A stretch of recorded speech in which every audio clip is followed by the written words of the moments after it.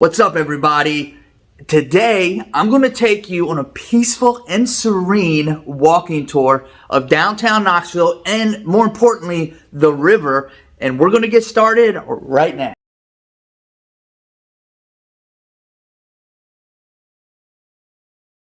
What's up, everybody? Welcome back to All Things Knoxville with me, Ben Barredo, your local real estate pro and relocation expert for East Tennessee.